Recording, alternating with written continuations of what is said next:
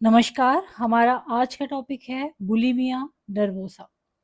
ये psychiatric nursing का एक इम्पॉर्टेंट टॉपिक है और ये ईटिंग डिसऑर्डर है एक, जो कि साइकेट्रिक में इंक्लूड होता है। इससे पहले एनोरेक्सिया नर्वोसा का वीडियो हम इस चैनल पे देख चुके हैं, आपको डिस्क्रिप्शन में लिंक मिल जाएगा उसका। तो बुलिमिया नर्वोसा में क्या होता है कि जैसे मेनली तो ये ज़्यादातर फीमेल में होता है और इसमें क्या होता है कि उस व्यक्ति को ये लगता है कि वो ज़्यादा मोटा दिख रहा है, ज़्यादा उसने वेट गेन कर लिया है। तो पहले तो क्या होता है, वो ज़्यादा खाना खा लेता है और फिर उसको ऐसा एहसास होता है कि उसका ज़्यादा वेट बढ़ गया है, तो फिर उसके बाद में वो वॉमिटिंग करके या एनीमा या लग्जेटिव इस तरह का यूज़ करके और उसको एक तरह से मैनेज करने की कोशिश करता है और इस वजह से क्या है, उसको प्रॉब्लम क्रिएट होती है। तो bulimia nervosa often simply called bulimia, इसको बुलिमिया भी कहते हैं only, is an eating disorder characterised by recurrent episodes. इसमें क्या है, बार बार एक एपिसोड आता है, किस तरह का, एटलीस्ट ट्वाइस ए वीक, एक सप्ताह में कम से कम 2 बार ऐसा होता है। फॉर 3 मंथ, यदि 3 महीने तक लगातार एक सप्ताह में 2 बार ये व्यक्ति कर रहा है, क्या कर रहा है, ऑफ विंस ईटिंग, कुछ भी खाना, followed by inappropriate compensatory behaviour, एक इनअप्रोप्रिएट मतलब जो कि उचित नहीं है, कंपनसेटरी बिहेवियर करता है उसके लिए, टू अवॉइड वेट गेन, जिससे कि वेट गेन नहीं हो, सच एज पर्जिंग, या तो उल्टी करेगा वो, या फास्टिंग करना, या एक्सेसिव एक्सरसाइज करना, इस तरह का। तो ये जो सारी चीजें कहलाती हैं, पर्जिंग कहलाती हैं। तो ये होता है बुलिमिया नर्वोसा। एक बार वापस से देखते हैं।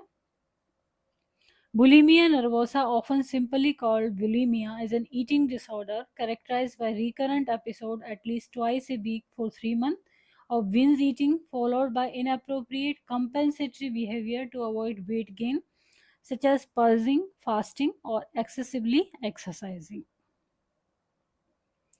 Bulimia nervosa is a serious, potentially life-threatening eating disorder.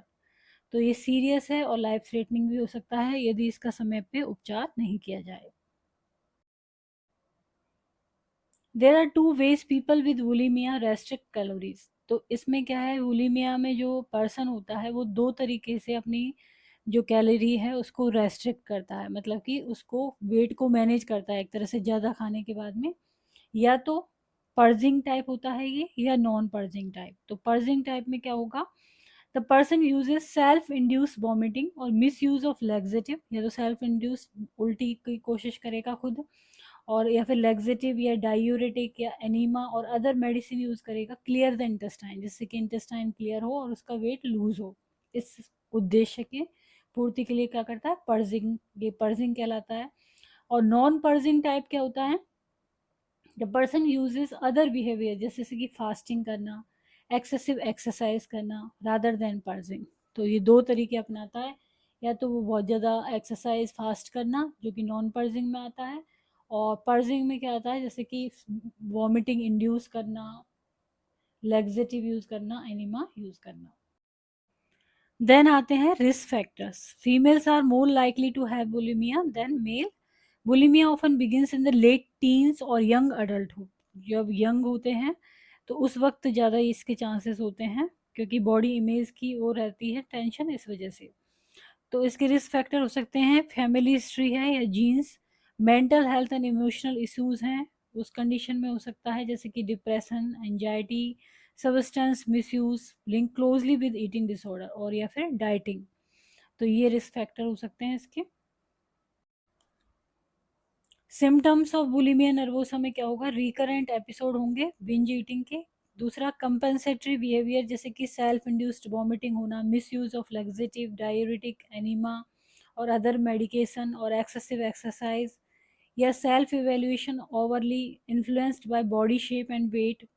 Depressive और एंजाइटी सिम्टम्स आ सकते हैं। Possible substance use involving alcohol and stimulants, loss of dental enamel का लॉस होना, चिप्ड, रैग्ड और moth eaten appearance of teeth, teeth का appearance बिगड़ जाना, इंक्रीज डेंटल कैरीज ज़्यादा होना, मेंस्ट्रुअल इरेगुलरिटीज होना, dependence on laxative, oesophageal tear होना बार बार वॉमिटिंग की वजह से, फ्लूइड एंड इलेक्ट्रोलाइट एबनॉर्मलिटीज होना, मेटाबॉलिक एल्कोलिस होना, एल्केलोसिस क्यों होता है, वॉमिटिंग जब होती है तो मेटाबॉलिक एल्केलोसिस, और डायरिया यदि है तो metabolic acidosis, mildly elevated serum amylase level.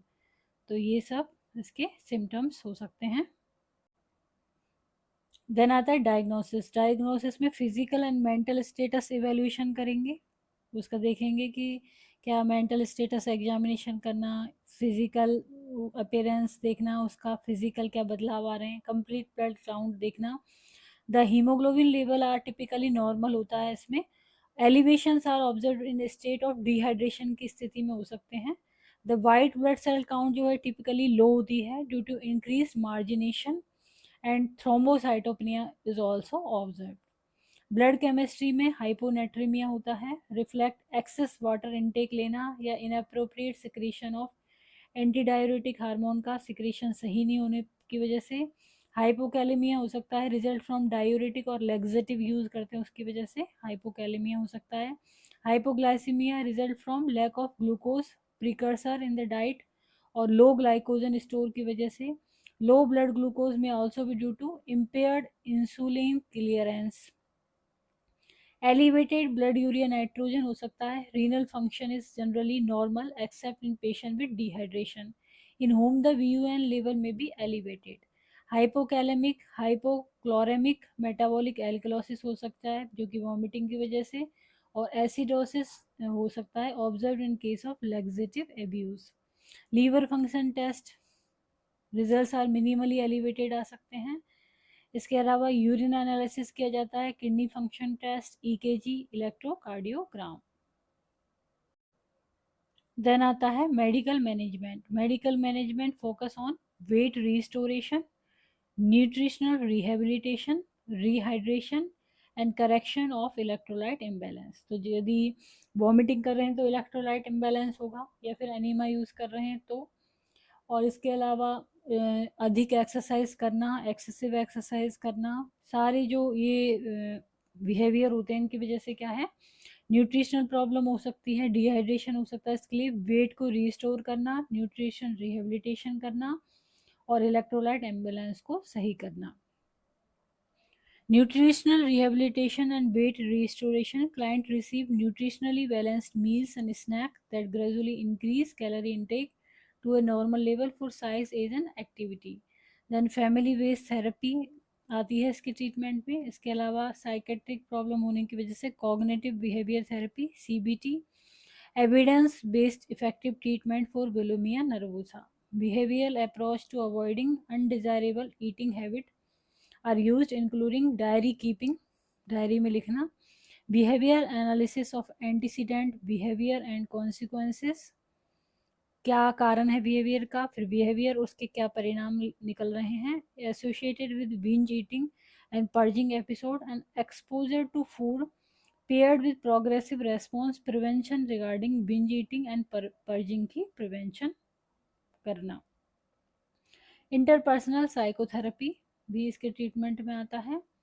Then pharmacological management यदि देखें तो several classes of drugs have been studied. इसमें इलेक्ट्रोलाइट सप्लीमेंट्स दिए जाते हैं। Electrolyte repletion is necessary in patient with profound malnutrition, dehydration and purging behaviour. Fat soluble vitamin दिए जाते हैं, मीट नेसेसरी डाइटरी रिक्वायरमेंट।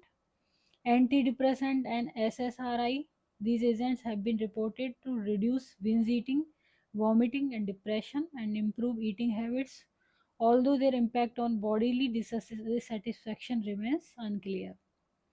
अब आती है कॉम्प्लिकेशन क्या हो सकती है इसकी वजह से, क्योंकि बुलिमिया की वजह से बॉडी में न्यूट्रिएंट्स क्या हो जाते हैं, प्रॉपर नहीं रह पाते हैं, क्योंकि वॉमिटिंग या ओवर एक्सरसाइज करना इस तरह की चीज़ें होती हैं। तो इसकी वजह से कॉम्प्लिकेशन हो सकती हैं, throat and stomach ulcer, tooth decay होना, कैविटी बनना, ईसोफेगस इन्फ्लामेशन, ईसोफेजाइटिस और टीयर होना, damage to intestine and stomach damage, electrolyte imbalance होना, एबनॉर्मल रिदम एरिथमिया होना, हार्ट फेलियर, ये सब किस वजह से होते हैं, पोटेशियम और उसमें कमी की वजह से। या उन इलेक्ट्रोलाइट में चेंजेस की वजह से increase risk of suicide. Then आता है नर्सिंग मैनेजमेंट में नर्सिंग डायग्नोसिस क्या होगा। Nursing diagnosis for client with eating disorder include the following: imbalanced nutrition, less than body requirement related to purging or excessive use of laxative, then ineffective coping related to inability to meet basic needs। तो ये हो गए nursing diagnosis. और तीसरा है disturb body image related to being excessively underweight. Then nursing intervention में आएगा establish nutritional eating pattern when client can eat a diet of 1200 to 1500 calorie per day is ordered with gradual increase in calories। धीरे धीरे calories बढ़ाएंगे इसमें until client are ingesting adequate amount of height activity level and growth needs। जो भी उसकी need है उसके according the nurse is responsible for monitoring meals and snacks and often initially will sit with the client during eating। तो starting में nursing personal को उस patient के पास में बैठना होता है और at a table away from other client either after each meal or snack client may be required to remain in view of staff for 1 to 2 hour।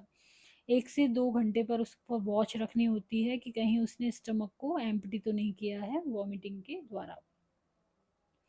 Then identifying emotions and developing coping strategies. Recognize emotions such as anxiety, guilt by asking them to describe how they are feeling and allowing adequate time for response. Dealing with body image issue के साथ deal करना. The nurse can help client to accept a more normal body image, helping client to identify area of personal strength कि body image ही केवल personal strength का एक criteria नहीं है। that are not food related broadens clients perception of themselves। अपने आप में जो परसेप्शन है उसको बदलना, उसको और भी चीज़ों में देखना। तो आज हमने जाना यहाँ पर बुलिमिया नर्वोसा के बारे में। यदि वीडियो आपको पसंद आता है तो इसको लाइक करें, चैनल को सब्सक्राइब करें, कमेंट करें और शेयर करें। Thank you.